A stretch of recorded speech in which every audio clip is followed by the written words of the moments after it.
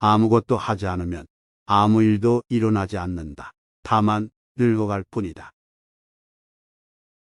실패도 계획에 포함되어야 한다.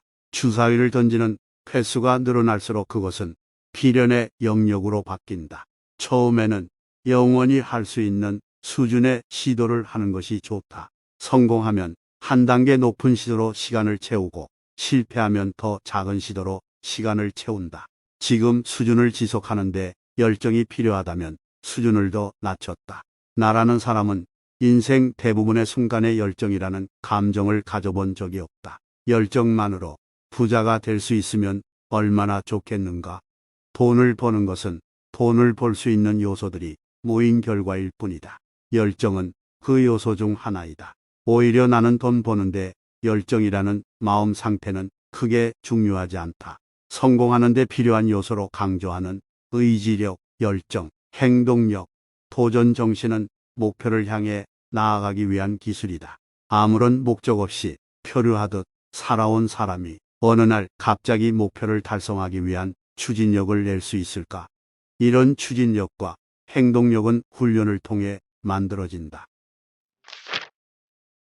내 감정이 사업에 영향을 미친다면 감정이 곧 리스크 요인이다. 돈을 벌려면 내 감정과 무관하게 사업을 진행해야 한다.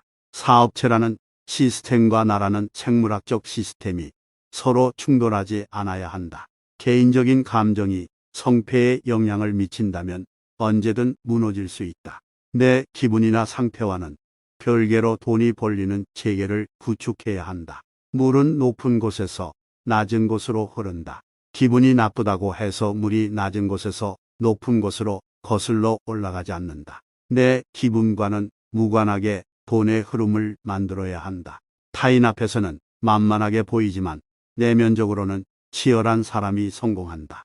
얼음으로 세운 성은 겨울에는 화려하고 단단해 보이지만 봄이 오면 녹아 없어진다. 얼음성 옆에서 추운 겨울을 보내며 단단한 벽돌을 하나씩 쌓아 올려야 한다. 겉으로 보여지는 강인함은 중요하지 않다. 마음을 강하게 다질 때 시간이 지날수록 위력을 드러낸다. 아침 일찍 일어나는 행동 자체로는 의미가 없다. 일찍 일어나는 목적이 있어야 한다. 목적을 세우고 그것을 달성하기 위해 세부적인 행동들을 해나갈 때 지속 가능성이 생긴다. 나의 행동을 타인과 비교하는 상대평가가 아니라 자신의 목표를 기준으로 한 절대평가가 가능하다. 절대평가를 바탕으로 다음 행동을 위한 전략을 세울 수 있다. 돈을 단순히 가지고 있기만 하면 아무런 일도 일어나지 않는다. 무언가를 시도하거나 수익을 낼 때 돈이 제 역할을 발휘한다. 돈은 목적을 이루기 위한 수단이다. 돈 자체를 모으는 것이 목적은 아니다. 돈의 가치를 인지하면 흥청망청 쓰지 않고 모으게 된다. 그래야만 자신의 인생에서 최고의 기회가 왔을 때 그 돈을 목적에 맞게 쓸 수 있다. 세상에는 급한 일과 중요한 일이 있다. 두 가지 일의 차이는 중심이 누구에게 있는가이다. 중요한 일은 나를 위해 꼭 필요한 일이고 급한 일은 타인에게 중요한 일이다. 급한 일을 먼저 해야 할까? 중요한 일을 먼저 해야 할까? 나에게 중요한 일이 무엇인지는 오직 나 자신만이 안다. 급한 일 때문에 중요한 일을 미루지 마라. 이에서 벗어나는 방법은 나만의 생각에 시간을 가지는 것이다. 이때는 전화나 문자가 와도 답변하지 않고 오로지 다음 주에 해야 할 일, 목표를 세우고 점검하는 데 집중한다. 긍정적 생각이 불을 끌어온다. 지금 당장 행동해라. 성공하는 사람들은 행동하면서 생각하고 개선한다. 결정의 속도는 실패의 크기에 따라 정해진다. 공급을 시도하는 삶을 살면 돈이 벌리고 소비를 시도하는 삶을 살면 돈이 사라진다. 아무것도 하지 않으면 아무 일도 일어나지 않는다. 다만 늙어갈 뿐이다. 푸른한 결정의 세 가지 공통점. 첫 번째는 조급함이다. 딱히 이유가 없는데도 스스로를 몰아붙였다. 조급한 상태에서 내린 결정이 좋은 결과를 가져오기 힘들다는 것을 알면서도 왜 그리 급했을까? 마음이 조급하면 판단력이 흐려지고 섣부른 결정을 내리게 된다. 스스로 초보인지 베테랑인지 판단이 서지 않는다면 초보라고 생각하는 것이 낫다. 두 번째는 격양된 감정이다. 좋은 감정이든 좋지 않은 감정이든 마찬가지다. 자존심 때문에 한 번 뱉은 말을 고집하다 어느 순간부터 돌이킬 수 없게 되었다. 어떤 결정을 내리기 전에 나 자신에게 이렇게 물어보자. 나는 지금 어떤 감정 상태인가? 감정이 누그러지고 평온한 상태로 돌아갔을 때 다시 한번 생각해보면 그리 심각한 상황이 아닐 수도 있고 반대로 생각보다 긍정적인 상황이 아닐 수도 있다. 회사 일을 하느라 자기 인생에서 중요한 일을 미루고 있지 않은가? 당장의 급한 일에 밀려 나 자신을 위한 일을 외면하고 있지 않은가? 반면 나에게 중요한 일의 주체는 나 자신이다. 조금 늦어진다고 해서 나를 압박할 사람도 없고 내가 일을 안 한다고 해도 아무도 모른다. 나처럼 의지력이 약하고 지극히 평범한 데다 잘난 것 하나 없는 사람이 사업을 시도했을 때 성공할 확률이 10%라면 10번 이상 시도하면 된다. 그렇게 할 수 있는 환경을 만들기 위해서는 작은 사업부터 시작하고 안정적인 사업 구조가 만들어지기 전까지 근로소득을 버려서는 안 된다. 제로 베이스에서 다시 시작하는 법. 나는 일단 아르바이트를 해서 500만 원을 모을 것이다. 안정적인 소득 구조를 만들 능력이 없는 사태에서는 1억 원이 있든 500만 원이 있든 큰 차이가 없다. 1억 원이 있다면 100만 원짜리 사업을 100번 시도할 것이고 500만 원에 있다면 100만 원짜리 사업을 5번 시도할 것이다. 돈이 많든 적든 내가 할 수 있는 일을 하는 것이다. 열정은 돈이 안 된다. 열정을 가지고 매달리면 이룰 수 있다. 대부분의 사람들은 성공의 비결이 열정이라고 부르짖는다. 최저 임금을 주는 편의점 아르바이트를 뽑는데도 열의를 가지고 일할 수 있는 사람을 조건으로 내세운다. 그야말로 열정의 남발이다. 반면 확신이 서지 않는데 억지로 열정을 투입하면 결국 지쳐서 포기한다. 열정이 아니라 성공 경험이 더 많은 고통을 감내하게 만든다. 시도하지 않으면 자기 것이 될 수 없다.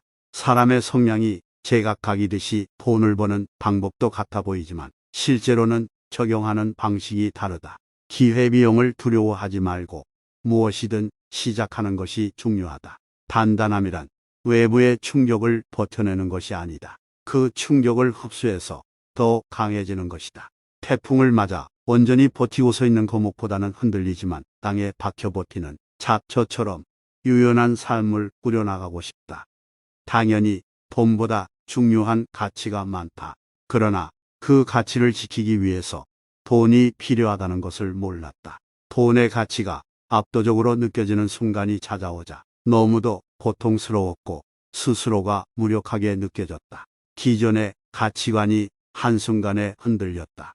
자본주의 사회에서 돈보다 더 중요한 가치를 지켜주는 것이 바로 돈이다. 사업과 사기는 한 끗 차이다. 모은 돈을 모두 쏟아붓는다거나 내 삶이 무너질 수 있는 베팅은 절대 하지 않는다. 이런 얘기를 하면 너는 큰 돈은 못 벌겠다 고 한다. 애초에 나는 큰 돈을 벌 생각이 없다. 나와 가족이 돈의 무게에 짓눌리지 않고 살 수 있는 기반을 갖추고 싶을 뿐이다. 큰 돈을 벌기 위해 내 삶의 기반까지 뒤흔들 수는 없다. 부의 추월 차선을 달리다 사고가 나는 것보다 안전하게 소행 차선을 선택할 것이다. 내가 타인의 삶을 결정할 수 없다. 그런 생각을 가진 사람이 가장 쉽게 만나는 부류가 바로 사기꾼이다. 곰곰이 생각해보면 어차피 잘 안 될 거라고 말하는 사람들 중에 시도해 본 사람은 없다. 평소 우리는 성공한 사람들의 말보다 실패한 사람들의 말을 더 많이 들을 수밖에 없다. 당연히 성공한 사람의 숫자가 더 적기 때문이다. 성공할 가능성이 더 크다면 세상 사람들 모두 부자가 될 것이다. 벽이 나타날 때마다 포기하던 시절에는 어떤 행운도 찾아오지 않았고 당연히 내 삶이 불운하다고 생각했다. 지금까지 어떻게 돈을 벌게 됐는지 물어보는 사람들이 매우 많다. 그때마다 나는 운이 좋았다고 말한다. 그래도 물어보는 사람들에게는 운이 좋아질 때까지 버텼다고 말한다. 너무도 귀찮아서 누워있고 싶은 스스로에게 쪽지를 남겨라. 다음 날 일어났을 때 쪽지의 내용이 말도 안 되고 할 수 없을 것 같고 망상에 빠진 헛소리처럼 보일지라도 순서대로 실행하라. 그 쪽지는 자신이 가장 의욕적이고 똑똑할 때 남긴 것이니까 힘든 일이라도 실행해보자. 어떤 결과든 나타날 것이다. 내가 지금 옳은 길로 가고 있는지 확인할 수 있는 나침반이 필요하다.